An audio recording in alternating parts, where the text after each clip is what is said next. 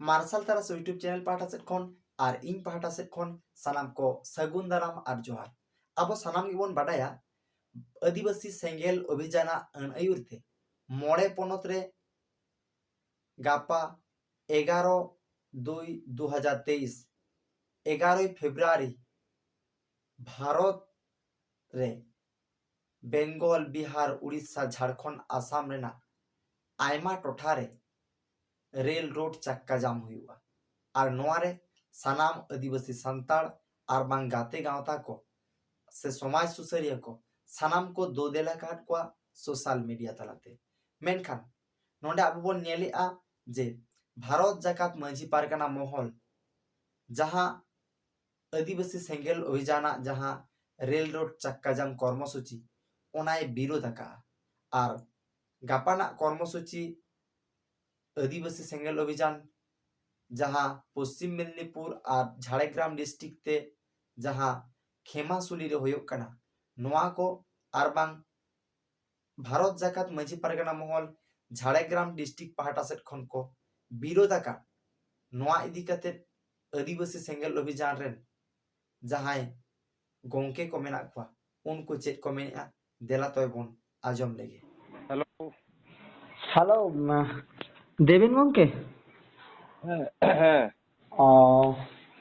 Martial तारास YouTube channel पाहटा से खन कुलिए में तहन इन गपना कर्मसूची ओकारे हुई कना आर चेक कर्मसूची सब कना अले ना झाड़ग्राम और मिदनापुर जिला तो खेमासुली ले नवा रेल रोड चक्का जाम ना कार्यक्रम ले सब कदा। अच्छा गोंके झाड़ग्राम और पश्चिम मेदिनीपुर डिस्ट्रिक्ट नो बारिया डिस्ट्रिक्ट दिखते मा होय बारिया डिस्ट्रिक्ट दिखते। अच्छा गोंके झाड़ग्राम जिला खन के ना होला एटा वीडियो को वायरल किया भारत जाकात मांझी पारगाना महल जे ओना दो आलोक को सेटरो मा और जहां को सेटरवा उनको मोटामोटी आतो खन बाहर हुई नोंकाना आरकी समाज खन बाहर आदा नोआ इदी कते आम जहां आम लया है अवश्य जेहेतु आदिवासी सेंगेल अभियान सलखान मुर्मू आयुरते जहां आंदोलन खड़ा आकाद दोय जे आदिवासी को लगी सरना धर्म कलमकोट जामोमा आदिवासी जाहिर बंचामा आदिवासी रायरीत परब पुने बंचामा धर्म सालग के जड़ित मेना तो आदि आदिवासी सेंगेल अभियान आदिवासी बंचाव लगित कर्मसूची ग्रहण अकदाय। अच्छा आदो ओना लकाते दो तेहिन दो आले दो सानाम आदिवासी को ले दू दिला को कना और आको मने रे चेच्चो बोलो कना तेहिन सेंगेल को विरोधी कना सलखान को विरोधी कना किंतु नोआ दो आको व्यक्तिगत मेटार लेका आलिन दुलिन मोनेया। अच्छा संगठन मेटार दो बाई हुई दड़े आय हाँ अदो उनको को ले आवनी मा सावतार नि बैरी कना है कारण मांझी को पारगाना को रापागेत को है से। अच्छा नोंकाना उनको को मेनेआ नोआ इदी का आदो होय सलखान मुर्मू से आदिवासी सेंगेल अभियान दो मांझी को रापा आकात को आय रापा माने तो जेरेत का को जेरेत कते उनको तो बेरेत को लगी दई कारण दो नीत हो आबो भारत दिसम स्वाधीन कते 75 साल होइना उनदिन खन मांझी को मेना को परगाना को मेना को नीत होना ना चर्चा बाय राकाब ना धर्म ना चर्चा हसार ना चर्चा भाषार ना चर्चा ओना खातिर ते ओने जहां आबो समाज रे मुरुग मांझी बुल मांझी ओना इदी कते नीतो आतो टोला रे बाको चर्चा तबना सुदु होय रोड छटियर भांडन बापला इदी कते को कमी दा आदो नोका ते आबो मा बाबन बंचा तो गुजी अबन लाइसेंस जदी केंद्र सरकार ठेन कोन बाबन न्यामा ओना लाइसेंस ᱧᱟᱢ होचो लगी तेके रोड होचो लगी तेके नुकु दई जेरेत कते बेरेत का कोई प्रकाश सद नुकु दो बाय जेरेत का को जे हड़मा जेरेत का तो नोका दो बांगा नुई दो पुतले जेरेत का तो माने दो आबो समाज रे को जागवार मा नवा दिक तो रोड को राकाब मा ओना उद्देश्य कते जेरेत का कोई अदो नवा इदी कते के उनको दो को लेया सलखान मुर्मू दो एक घुरिया हड़ कना है से उनी दो समाज बाहर हड़ कना है और दोसरा होय कना उनी दो रापा काट को रापा विषय मा हम लई किया जेरेत कते जहां बेरेत है से और सीम सुक्री मेरम माने जीएली सला तुलु जेत को नवा इदी कते ओय जीएली सला तुलु जिका कोई मिटांग सेता जहां लका उयहर चिंता ताई लाज आया चिके लकाते पेरेजो सेता मिटांग दो ओना गेता उयहर चिंता सेता आया भाषा बचिते धर्म होय बचुत ताया ओका लकारते बंचा ओना उयहर चिंता मिटांग माने जानवर से जंतु दो बाय तहन कनाय से उय ओना उयहर चिंता ओना बाय नेलो कनाय उनको जानवर चेतन रे किंतु मानवी दो जानवर खन बन अलग गया तो नित दो भारत दिसम रे जदी मिटांग आदिवासी जेत रकाते जदी स्थापित सनाम या हासा भाषा जाति धर्म ओना पुनिया जिनिस निहती लगती मेना आदा आबो मा ओना जिनिस मा मेना किंतु सरकार ठेन किछु किछु दो स्वीकृति ᱧᱟᱢ ᱟᱠᱟᱫᱟ, किछु किछु दो बाय ᱧᱟᱢ ᱟᱠᱟᱫᱟ। ᱟᱫᱚ ᱱᱤᱛᱟᱜ ᱯᱚᱨᱤᱥᱛᱷᱤᱛᱤ ᱢᱟ ᱧᱮᱞᱚᱜ ᱠᱟᱱᱟ ᱟᱵᱚᱨᱮᱱ ᱥᱟᱱᱛᱟᱞ ᱵᱚᱭᱦᱟ ᱠᱚᱢᱟ ᱯᱟᱛᱟ ᱯᱚᱨᱚᱵᱽ ᱨᱮᱜᱮ ᱡᱟᱦᱟᱸ ᱫᱚ ᱡᱟᱦᱟᱸᱨᱮ ᱡᱟᱦᱟᱱᱟᱜ ᱜᱟᱞᱢᱟᱨᱟᱣ ᱦᱩᱭᱩᱜ ᱡᱟᱦᱟᱱᱟᱜ ᱩᱫᱽᱫᱮᱥᱥᱚ ᱠᱟᱛᱮ ᱠᱚ ᱡᱟᱣᱨᱟ ᱢᱟᱱᱮ ᱚᱱᱮ ᱥᱮᱛᱟ ᱥᱩᱠᱨᱤ ᱞᱮᱠᱟᱱᱟᱜ ᱩᱭᱦᱟᱹᱨ ᱪᱤᱱᱛᱟᱹ ᱵᱷᱟᱵᱽᱱᱟ ᱜᱮ ᱜᱟᱞᱢᱟᱨᱟᱜ ᱛᱟᱠᱚ, ᱡᱚᱢᱟᱠᱚ ᱧᱩᱭᱟᱠᱚ ᱨᱟᱹᱥᱠᱟᱹᱭᱟᱠᱚ ᱟᱨ ᱠᱚ ᱫᱟᱢᱯᱟ ᱫᱟᱬᱟᱱ ᱠᱚ ᱜᱤᱛᱤᱡ ᱠᱚᱜᱼᱟ। ᱚᱱᱟ ᱠᱷᱟᱹᱛᱤᱨ ᱜᱮ ᱱᱚᱣᱟ ᱠᱟᱛᱷᱟ ᱠᱚᱫᱚᱭ ᱞᱟᱹᱭ ᱟᱠᱟᱫᱟᱭ। ᱠᱟᱨᱚᱱ ᱫᱚ ᱱᱤᱛ ᱫᱚ ᱟᱭᱤᱱ ᱟᱫᱟᱞᱚᱛ ᱡᱩᱜᱽ ᱠᱟᱱᱟ, ᱥᱚᱝᱵᱤᱫᱷᱟᱱ ᱠᱟᱹᱱᱩᱱ ᱡᱩᱜᱽ ᱠᱟᱱᱟ। ᱱᱤᱛ ᱫᱚ ᱡᱩᱫᱤ ᱟᱢ ᱢᱟᱢᱞᱟ ᱠᱟᱛᱮ ᱡᱟᱦᱟᱸ ᱠᱚ ᱢᱟᱱᱟᱣ ᱵᱟᱛᱟᱣ ᱟᱹᱜᱩᱭᱮᱫᱟ ᱚᱱᱟ ᱡᱩᱫᱤ ᱨᱟᱡᱽᱡᱚ ᱥᱚᱨᱠᱟর ᱵᱟ ᱠᱮᱱᱫᱨᱚ ᱥᱚᱨᱠᱟর ᱴᱷᱮᱱ ᱡᱩᱫᱤ ᱞᱟᱭᱥᱮন্স ᱡᱩᱫᱤ ᱵᱟᱝ ᱛᱟᱦᱮᱱ ᱛᱟᱢᱟ, ᱵᱟᱹᱭ ᱵᱟᱹᱭᱛᱮ ᱟᱢ ᱫᱚᱢ ᱜᱩᱡᱩᱜᱼᱟ, ᱟᱢᱟᱜ ᱡᱟᱹᱛᱤ ᱫᱚ ᱜᱩᱡᱩᱜᱼᱟ। ᱵᱮᱠᱛᱤ ᱞᱮᱠᱟ ᱛᱮᱫᱚᱢ ᱱᱚᱣᱟ ᱫᱷᱟᱹᱨᱛᱤ ᱨᱮᱫᱚᱢ ᱛᱟᱦᱮᱱᱟ, ᱞᱮᱠᱤᱱ ᱡᱟᱹᱛ ᱞᱮᱠᱟ ᱛᱮᱫᱚ ᱵᱟᱢ ᱛᱟᱦᱮᱱᱟ। ᱚᱱᱟ ᱜᱚᱝᱠᱮ ᱠᱷᱟᱹᱛᱤᱨ ᱜᱮ ᱟᱵᱚᱣᱟᱜ ᱥᱚᱢᱟᱡᱽ ᱨᱮᱱ ᱦᱚᱲ ᱠᱚᱣᱟᱜ ᱛᱟᱞᱢᱟᱴᱟᱞ ᱧᱮᱞ ᱛᱮᱜᱮ ᱚᱱᱟ ᱠᱟᱹᱴᱤᱡ ᱢᱟᱱᱮ ᱞᱟᱹᱭ ᱟᱠᱟᱫᱟᱭ, ᱠᱟᱨᱚᱱ ᱩᱱᱠᱩ ᱦᱚᱸᱠᱚ ᱡᱟᱜᱚᱨ ᱢᱟ, ᱨᱚᱲ ᱠᱚ ᱨᱟᱠᱟᱵ ᱢᱟ। ᱟᱪᱪᱷᱟ ᱜᱚᱝᱠᱮ ᱩᱱᱤ ᱥᱚᱢᱟᱭ ᱠᱤᱥᱠᱩ ᱜᱚᱝᱠᱮ ᱢᱮᱱᱮᱜᱼᱟᱭ ᱡᱮ ᱥᱚᱢᱟᱭ ᱦᱟᱸᱥᱫᱟ ᱜᱚᱝᱠᱮ ᱩᱱᱤ ᱢᱮᱱᱮᱜᱼᱟᱭ ᱡᱮ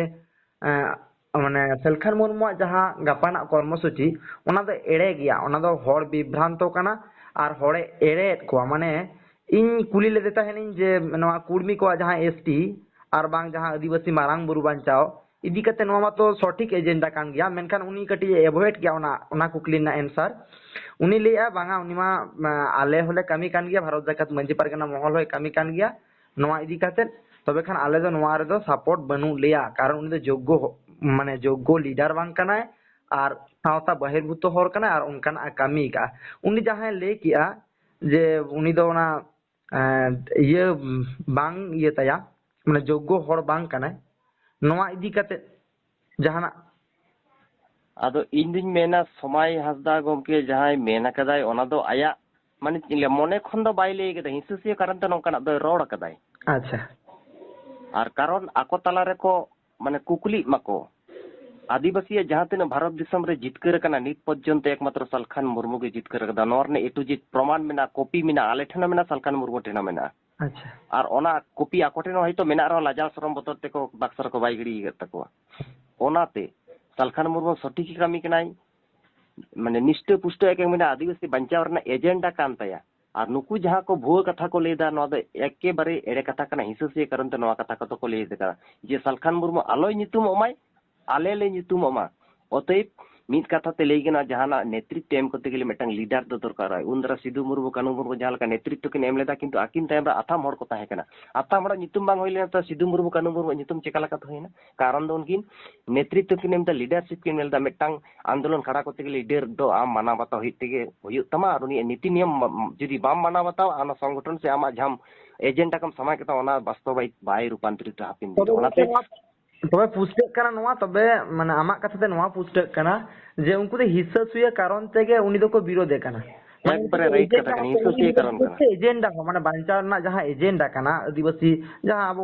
कुर्मी को बाको एसटी मानो दो जत्तो अब आदिवासी बन बांचा गया नोवा उनी विरोध ते व्यक्ति मिटांग विरोध ते उनी माने पूरे एजेंडा को बड़ी दिला माने विरोध दिया को सचेत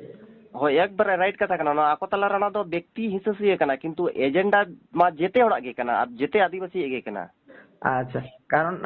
नोवा कुकली दोहो लेन तहन मेनखा उनी हो ओना कुकली ना आंसर उना बाय क्लियर या उनी एटा से सेनोक कना उनी लेई आ जे नुकी दो राजनीति आ और नुई दो बड़ी हड़ कना ओना जन्ने बांगले गड़वाय कना अदो इन कुकली ले गया ताले नोवा एजेंडा मान तो आबुआ कान गया से नोवा एजेंडा मा अडी जुक्तिपूर्ण एजेंडा लक्तियाना एजेंडा कना नितो समय अदो उनी ओना रे लेई आ जे आले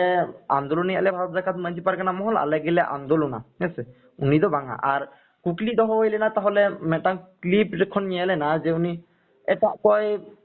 जहां को चला उनको कोई माने एक घुरिए को से आतो बाहर हर मेनते आदो नोवा दो व्यक्ति हिसाब से मेटा आम ता मानवा हिसाब से समाज संगठन बात खाते आम व्यक्ति हिसाब से कुली मिया जुदी नोंका नोवा दो तीना नापाय मेटांग उयहर भावना कना व्यक्ति हिसाब से जे जहां की ओना ये रे को चला नुको को दो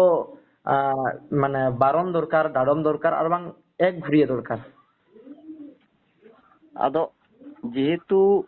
ᱱᱚᱣᱟ ᱫᱤᱥᱚᱢ ᱫᱚ ᱢᱤᱫᱴᱟᱝ ᱥᱚᱝᱵᱤᱫᱷᱟᱱ ᱟᱫᱷᱟᱨ ᱛᱮ ᱪᱟᱞᱟᱜ ᱠᱟᱱᱟ ᱟᱨ ᱚᱱᱟ ᱥᱚᱝᱵᱤᱫᱷᱟᱱ ᱨᱤᱱᱤᱡ ᱱᱤᱛᱟᱜ ᱯᱚᱨᱤᱥᱛᱷᱤᱛᱤ ᱨᱮ ᱢᱟᱹᱞᱤᱠ ᱫᱚ ᱦᱩᱭᱩᱜ ᱠᱟᱱᱟ ᱫᱨᱚᱯᱚᱫᱤ ᱢᱩᱨᱢᱩ।